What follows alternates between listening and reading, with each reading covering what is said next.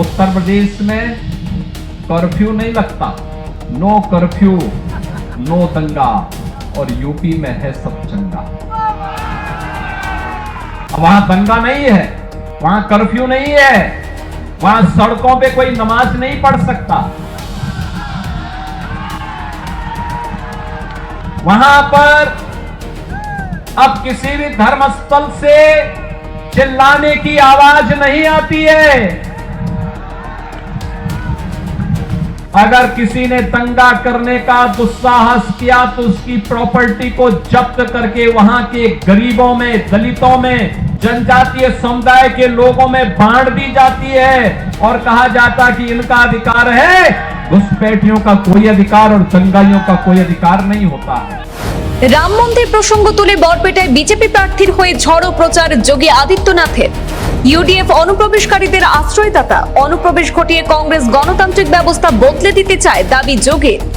কংগ্রেস সহ বিরোধীরা রামের অস্তিত্ব অস্বীকার করেছিল। বিজেপির হাত ধরে 500 বছরের প্রত্যাশা পূরণ হয়েছে, অযোধ্যায় প্রতিষ্ঠিত হয়েছে হিন্দুদের গর্বের রাম মন্দির। ইউপির সড়কে এখন আর কেউ নামাজ পড়তে পারে না, কোনো ধর্মীয় প্রতিষ্ঠান থেকে এখন আর চিৎকারের আওয়াজ শোনা যায় না। ডাবল ইঞ্জিনের বদৌলতেই শান্তি ফিরেছে ইউপিতে। ধর্মীয় প্রসঙ্গ তুলে বক্তব্য শুরু করে হিন্দুত্ব রক্ষায় বিজেপি সরকার প্রয়োজন বরপেটাবাসীকে বোঝালেন ইউপির মুখ্যমন্ত্রী। আসামে লাভ জেহাদ ও ল্যান্ড জেহাদ বন্ধ করতে হলে আসামের ডাবল ইঞ্জিনের সরকারকে ক্ষমতায় রাখতে হবে, আসামবাসীকে আশ্বস্ত করলেন যোগী।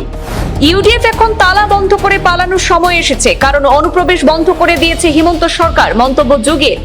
ডাবল ইঞ্জিনের সরকারে বরপেটার প্রতিনিধিত্ব নিশ্চিত করতে दीपक कुमार दास के विपुल भोटे जय करार आह्वान योगी आदित्यनाथेर।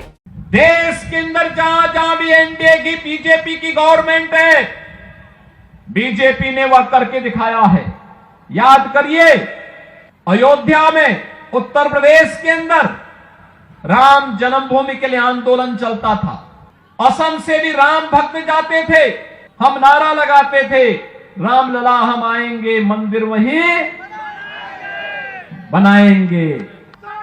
कांग्रेस थी, कांग्रेस ने कहा राम तो हुए ही नहीं। कांग्रेस के सहयोगी दलों ने राम के अस्तित्व को नकारने का काम किया। प्रधानमंत्री के रूप में मोदी जी आए, उत्तर प्रदेश में डबल इंजन की सरकार बनी। 500 वर्षों की जो तमन्ना थी, आज वह अयोध्या में साकार हुआ है, भव्य राम मंदिर का निर्माण हो गया है। अब उत्तर प्रदेश में कर्फ्यू नहीं लगता, नो कर्फ्यू नो दंगा, और यूपी में है सब चंगा। वहां दंगा नहीं है, वहां कर्फ्यू नहीं है, वहां सड़कों पे कोई नमाज नहीं पढ़ सकता,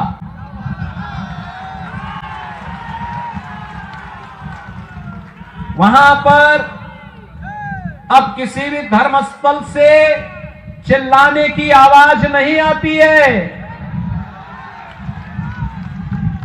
अगर किसी ने दंगा करने का दुस्साहस किया तो उसकी प्रॉपर्टी को जब्त करके वहां के गरीबों में, दलितों में, जनजातीय समुदाय के लोगों में बांट दी जाती है और कहा जाता कि इनका अधिकार है, घुसपैठियों का कोई अधिकार और दंगाइयों का कोई अधिकार नहीं होता है। बहनों और भाइयों, ये कांग्रेस हो या यूडीएफ, इन्होंने असम की संस्कृति के साथ खिलवाड़ किया।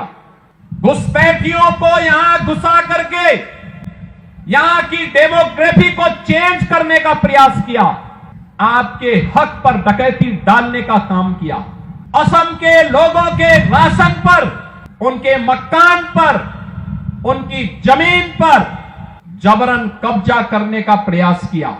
और एनडीए की ये डबल इंजन की सरकार प्रधानमंत्री मोदी जी के नेतृत्व में एक और विरासत के रूप में मां कामाख्या कॉरिडोर के निर्माण के कार्यक्रम को आगे बढ़ा रही है। एक और विरासत और विकास के कार्यक्रम को आगे बढ़ाने के लिए से हेमंत बिस्व शर्मा जी के नेतृत्व में असम के अंदर एनडीए की सरकार कार्य कर रही है। मां कामाख्या का कॉरिडोर का निर्माण का कार्य आगे बढ़ रहा है। एक एक घुसपैठी को चिन्हित करके उसे यहां से बाहर कराने की व्यवस्था भी हो रही है। और दूसरी ओर डेवलपमेंट के बड़े बड़े कार्य आज असम के अंदर भी देखने को मिल रहे हैं।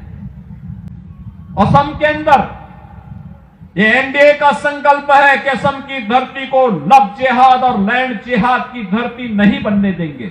असम की धरती में घुसपैठ नहीं होने देंगे। असम की डेमोग्राफी को बदलने की कांग्रेस और यूडीएफ की साजिश को सफल नहीं होने देंगे। और इसको रोकने का काम केवल और केवल एनडीए की बीजेपी की गवर्नमेंट ही कर सकती है, कांग्रेस और यूडीएफ नहीं कर सकती।